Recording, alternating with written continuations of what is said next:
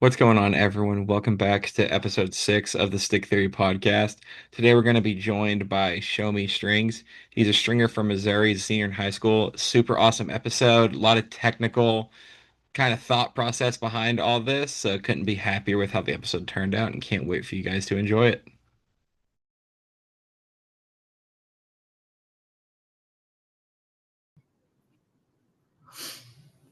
All right. Show Me Strings, or otherwise known as Brady. Thanks for coming on Stick Theory podcast. What we like to start with on this podcast every time, kind of break the ice a little bit, is how'd you come up with the name Show Me Strings? Yeah, first of all, thank you for having me. So the name's pretty simple. Really, I live in Missouri. Missouri is the show me state, and there was Okay. no one else with the name Show Me Strings, so I just went with that. So, are you originally from Missouri? Yeah, yeah, born and raised. Awesome. So, what kind of got you into lacrosse? Because obviously, Missouri is not a classic hotbed for the sport compared to like a Maryland or a New York. Yeah, yeah, for sure. So there's a youth league in the town I live in, which I don't know. I grew up playing football, basketball, all the traditional sports. Mhm. And my mom just heard about lacrosse, thought that it would be a good idea for me, and I, to be honest, really didn't want to play it. I thought it was, I had never, I had heard of it, but I didn't really know what it was. But she literally pretty much forced me to play it, and I fell in love with it. So I'm glad she did. That's awesome. And what's the current level you're playing at right now? Are you finished college? Are you in college? I am a rising senior in high school. Rising senior in high school. Oh, wow. On the younger side, so stringing wise. So, what kind of got you into stringing? I'm gonna assume team needed a stick doctor, or what led you to that? Sort of. We always had someone who could string sticks, but we never had someone who was good at stringing sticks. And, Hmm. I think I'm just sort of a perfectionist by nature. And I just sort of always had the thought of I can do this better. So then I just, started doing some trial and error. I had an old String King Legend head. It's just some of their, whatever the old meshes they give you in the factory. And there was Yeah, one summer when I literally restrung it just once or twice a day until I figured it out. that's awesome. So, with that, so you're on the younger side. Do you remember the first stick you ever got to string or ever Yeah, tried to string? I do remember. I back then I didn't know a lot about gear, so I really bought into all the Instagram promotion videos and Hmm. everything. And I saw some video of Paul Rabel shooting with a Stallion 900, Oh, yeah. and I was like, "That's super cool. I want one." And one of my teammates had one that he didn't want. And he sold me it for $60, There you with like go. brand new, which is a great deal. So I got that. He had some mesh with it, and I just, it took me probably 10 tries to get it right, but eventually that was the first stick that I strung for myself that I used in a game. I thought so. I assume you started stringing for yourself there. Like you mentioned, like you're a bit of a perfectionist with everything. Was there kind of a reason that drew you to that, other than like you can do it better, or was it just simply that? Yeah, I mean, I think I just, I thought it would be something fun to try. Yeah, I had seen people do it. I thought it was cool, and I was just, I also, I don't know, I didn't really know what I wanted in the stick, but I felt like I didn't like how my stick threw, so hmm, I yeah. thought I'd try and change it. So over time, obviously, what's changed the most about how you string? Because obviously, we all progress. Like Yeah. even Lars, I'm sure, like Sidewall Jetta, he's still getting better, learning a lot of new things. What's kind of changed over your time of stringing? Yeah, I think one thing is that I sort of, it's almost like a sort of a bell curve of like how fancy I was getting with my sticks. At first I just didn't know a lot about what I was doing or anything. I kept it pretty simple, but as soon as I started getting kind of good at it, all of a sudden I just wanted to do the absolute fanciest thing that I could on every single stick. And I think now as I've progressed as a stringer more, I've realized that, sometimes fashion doesn't equal function, and sometimes it's Yeah. better to keep it simpler. And I think some of my sticks still would be considered fancy by some people's metrics, but compared to what I had done in the past, I would say it's gotten a lot simpler. So yeah, so I guess we kind of it can expand on that a little bit. So you would say you're probably more performance driven now, whereas when you first started learning it, you might have been more aesthetic driven in a sense where it's like it looked good, but it might not have performed as well as something that might not look as good.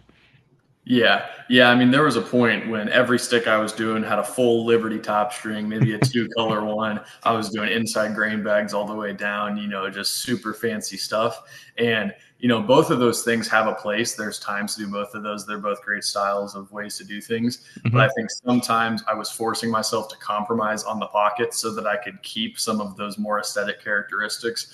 Whereas now I'm more open to changing it up if I need, different tensioning somewhere or just a little different sort of thing going on. Yeah. And I'm honestly partially the same. Like I started out stringing a lot of replicas. So I thought, oh, I see a Kyle Hartzell replica. I'm gonna put that in my stick. And then I go to use it. I'm like, I can't really use this. He's the professional lacrosse player who's, shooting from 25 yards out. I'm a freshman in high school. Let's maybe Yeah. dial this back a little bit. But I do think as you kind of mature as a stringer, it is a good point that we do become a lot more performance driven. Like the pocket might not be as aesthetic or anything like that. But what matters is that it works for each of these players.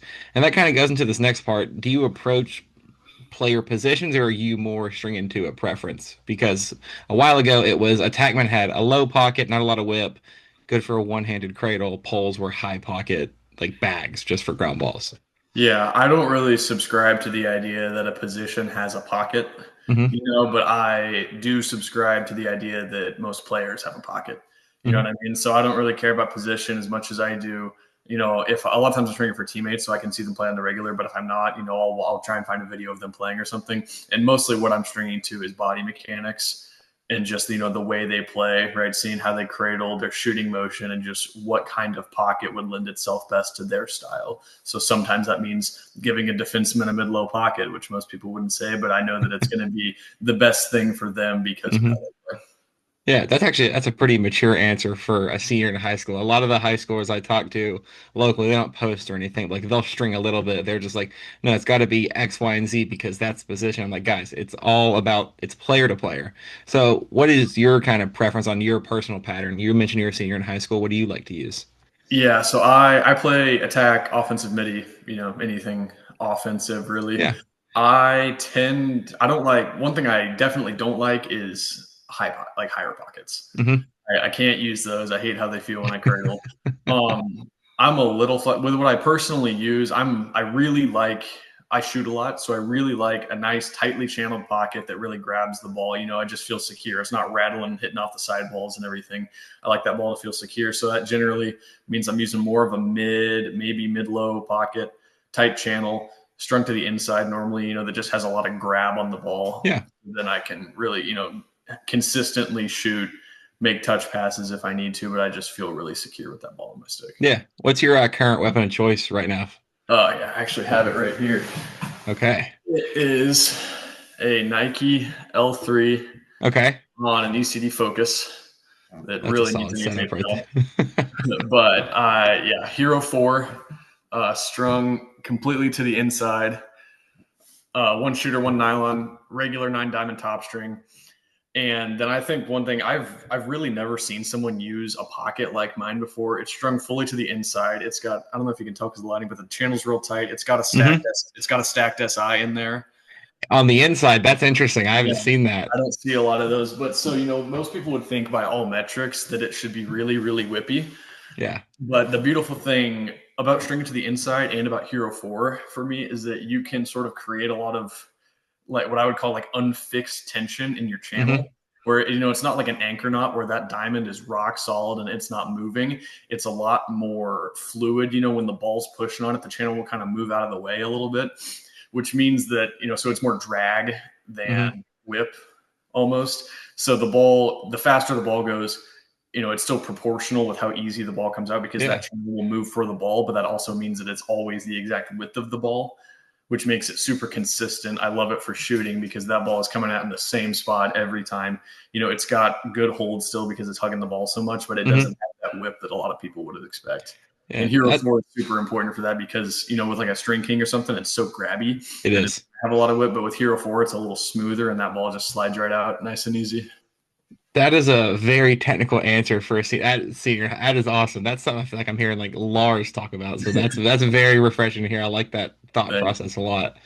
So how'd you come up with like?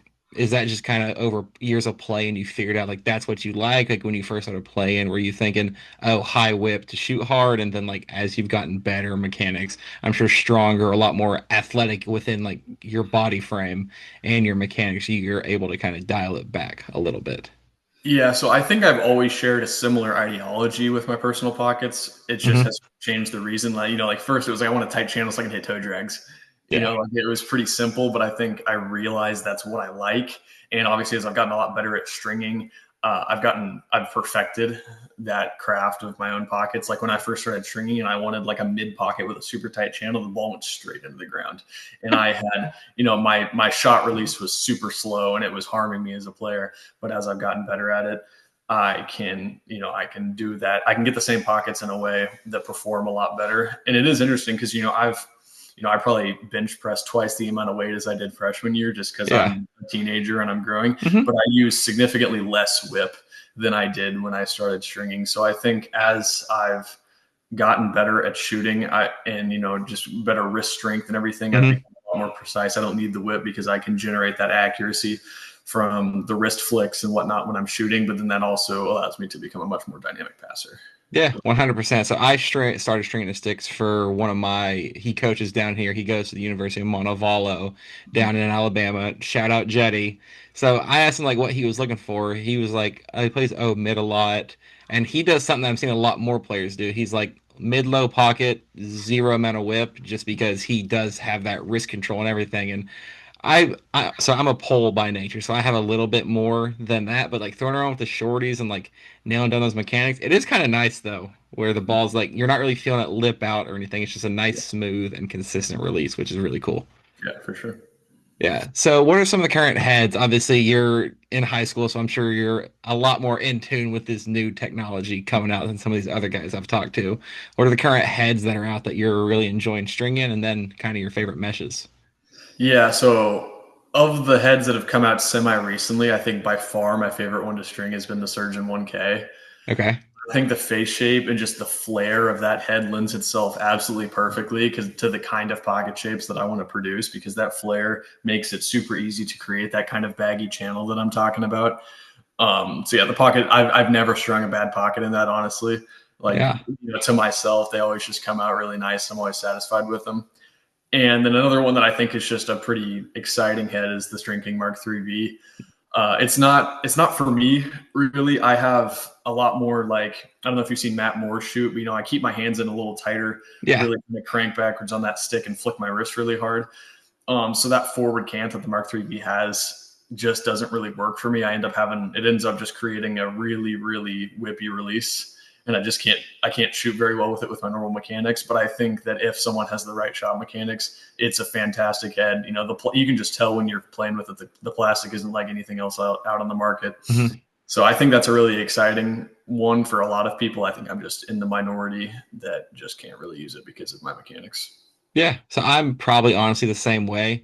I learned a little bit more because I just started recently using the magnet, and it does have more like this type of face shape. I'm enjoying that a lot. But I do understand what you're saying though, with the String King heads having that, it almost gives it like that extra little yank that a lot Mm-hmm. of players like. Once you learn how to use it, it's great. Like Tom Schreiber, knock yourself out. He's killing the game. Obviously, he's the best midi in the world. But players like us with that can't really use that as much. And my other gripe with the String King heads, you might be of a similar thought. I almost think it has too many string holes. Would you agree with that, or are you like as many as possible? Give me everything. For me, I think 18 is about the perfect number. I think the Okay. problem I encounter with the String King heads is that, just especially with those channel knots that I have, there's just these, like, your channel tensioning. Sorry, I keep looking at my stick. I realize. You're good. Uh, I think channel knots and the tensioning is very nuanced. You have to have a very specific amount and type of tension for your channel to turn out right.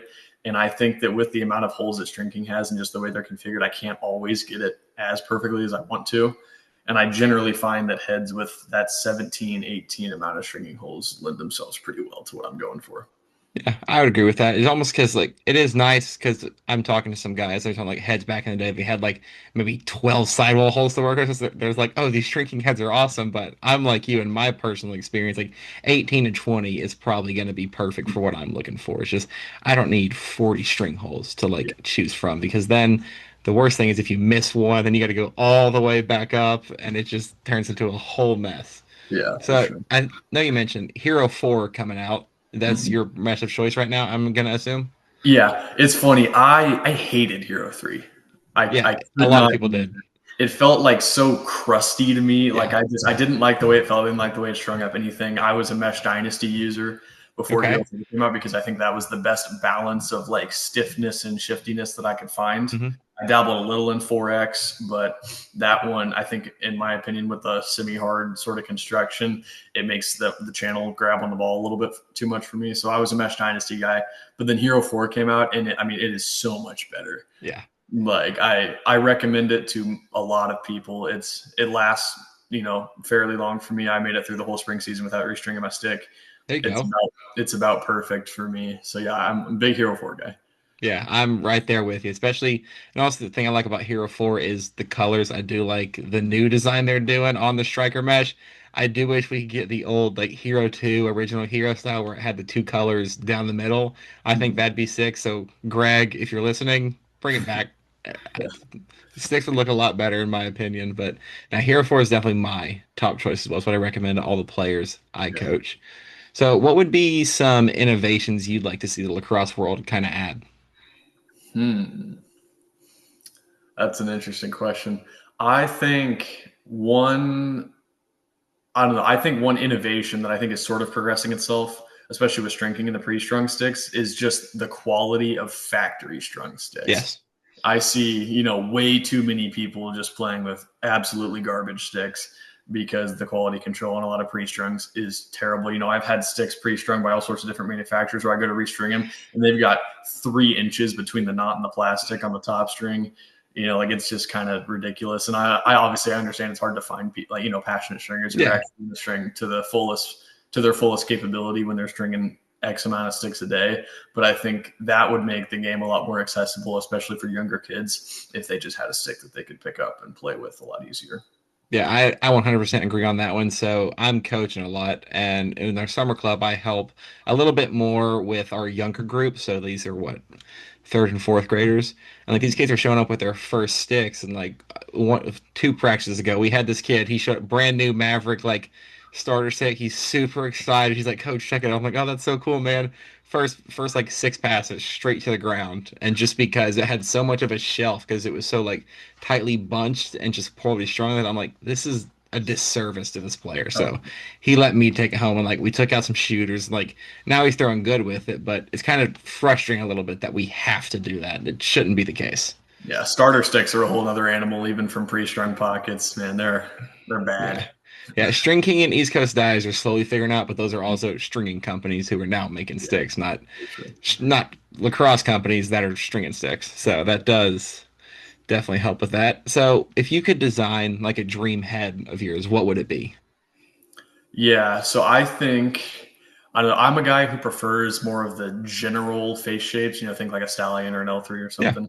I think the face shape would be pretty close to an L3. The only thing that I would change is maybe like flatten out the scoop a little bit. Instead of being sort of arched like here, I'd kind of flatten out a little bit because I think that just lends itself to a slightly better top string tensioning Yeah. for the channel that I'm going for.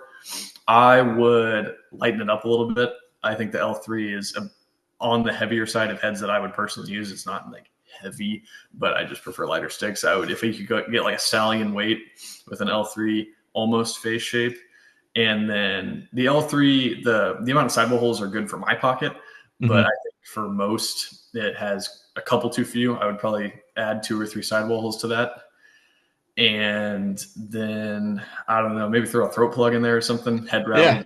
rattle, head rattle just pisses me off. I hate when I I'm right there with you.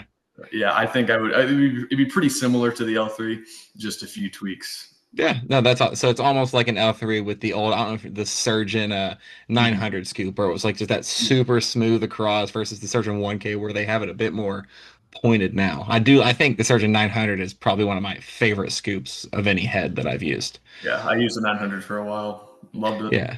900 is good. So obviously lacrosse, like gear culture, it's growing. We have Sideline Swap, eBay, like Mercari. I know some stuff shows up on there. Like, do you see the community this being a net positive for the community or a net negative, would you say?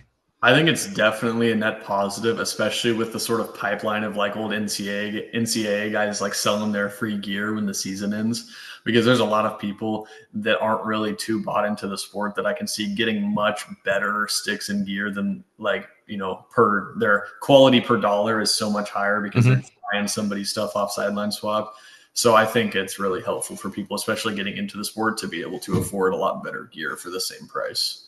So yeah, Yeah. I think So it's a benefit. with that gear culture, do you ever like are you ever looking at it from a more like I guess I'm gonna use the word like swag perspective, like the gloves, the helmets? Do you like to like look at some of those and maybe get them yourself, or are you more focused on the sticks and the stringing side?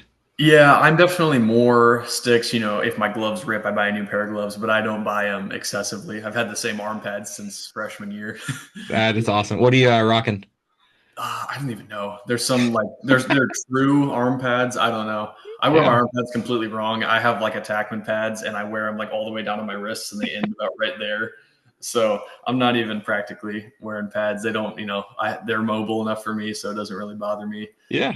I have seen a lot of guys, there's a lot of old, team branded gloves and stuff that they can buy. So I think that's super cool. I think anything that sort of stimulates the lacrosse gear economy is ultimately good for the game just because it gets people more invested in Yeah. it. So yeah, it's not my personal thing, but I think it's definitely a cool feature and, thing that adds some more accessibility to people trying to play lacrosse. 100%. So with obviously we were able to connect here through social media. How Mhm. has social media kind of changed the way you're able to interact with other stringers and kind of just maybe some brands you might have an opportunities to connect with? Yeah, I mean, I think it's awesome for stringers just because, iron sharpens iron, right? The best way to Hmm. get better is by learning from people who are better than you, right? And so being able to have one place like Instagram where all of the best stringers in the world are posting their work is super helpful, especially as someone who not that long ago was still just pretty much learning how to string. Yeah. It just opens your mind to a lot of different new possibilities that you would never have thought of on your own. And so I think that's really good. I think it's amazing for me, to be able to build my platform and maybe eventually land, get interaction with these brands. Hmm. It just adds a cool little wrinkle, Yeah. something that I already love doing. So I can't say I've benefited a ton from it yet in that sense, but it's obviously a possibility and I haven't been around for that long. So it's super fun to, keep myself motivated as well, just to have that goal of making it big like some of these other people have. So yeah. Yeah. No, 100%. So were there any shout outs, like some stringers that you admire, kind of got you into the space, some particular work you're enjoying, like you like their work a lot right now? Mhm. I think my first shout out would be I think is the most underrated stringer on Instagram is strung by Matt Lowe. Dude Dog. just hit like 1,000 followers and Yes. pumping out probably the best work that I've seen on Instagram. It's ridiculous. Nate Rollman, I looked at a lot of his pockets. Hmm. When I was first learning to string. They're nice and simple. Anyone can do them, but I think they align with a lot of what I like in my pockets. Um, I'm trying to think. Whole bunch of strings. Also, Whole bunch. He's also good. great stringer. He really helped me. I think, especially looking at his pockets, develop my sort of philosophy of I think if you can find the way to get the highest pocket with the lowest in the head knots, if Hmm. that makes sense. Like Yeah. putting most of your mesh as low in the head as possible and still getting a high pocket because you can improve your channel so much that way. He does a fantastic job of that, and I think that I definitely learned a lot from him doing Yeah. that. So I think that's probably my three biggest influences stringing.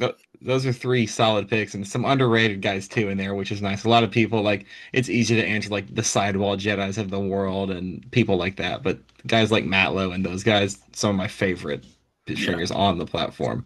So, what would be some advice you give to some younger players or just new stringers kind of getting into it? You're obviously doing their page. Your page is relatively new, so like if you're going back to first time stringing Brady, what would be the advice you'd give to yourself? Yeah. I think one thing that was good for me that I just kind of lucked into as I was developing as a stringer is to not have a stringing style, if that Hmm. makes sense, right? Like you see some people, and obviously some guys like the sidewall Jedi and stuff have just perfected their craft enough that he's pretty much, he's stringing inside to standard on what seems like almost all of his heads. And that's great if that's, once you have been stringing as long as he has and you can dial it in on something that works for you, that's perfect, because then you become the best stringer possible. But I think when someone is first trying out stringing, the best thing they can do to become a better stringer is to try every single thing they can. Like I literally made it a goal of mine when I was starting to string is to be able to, string every top string. Hmm. Obviously, there isn't a finite amount of top strings you can do, but I wanted to be able to do everything and every sidewall style, every top string. I think when you build your repertoire like that, you become a lot more able to string, the perfect pocket for what you're trying to get. Obviously no pocket's perfect, but you become a much better stringer when you have more weapons in your arsenal. I 100% agree. The biggest way, so I'm kind of similar in how I approached it. The way I started learning stringing was obviously copying patterns, but those old ECD Greg videos where I Yeah. kind of just learned, I made sure I knew each individual sidewall knot, whether it was the interlocks, the stacked SIs, the knotted SIs, all that. I made sure I knew each of those knots how to do them, but also what each of them did, because obviously singles and doubles are going to have a bit more shift in your pocket. SIs and the interlocks are going to lock down the mesh more so in that one singular spot, create some less shift. So I do agree with you. Learning what each individual thing does, tying the mesh to the stick is definitely a huge part of that whole process. And ultimately, the most important thing to do when you're learning a string is string, right? You have Yeah, to learn what each knot does. So you have to do each knot a lot of times to figure out what it does. Just the best way to learn is by doing it yourself and figuring out what works and what doesn't work. yeah. All right. Well, so as we slowly wind down our time here, Brady, we're going to end with a rapid fire round. So I'm going to say this or that question basically, and you're just going to give me the first thing that comes to your mind. You cool with that? Sounds good.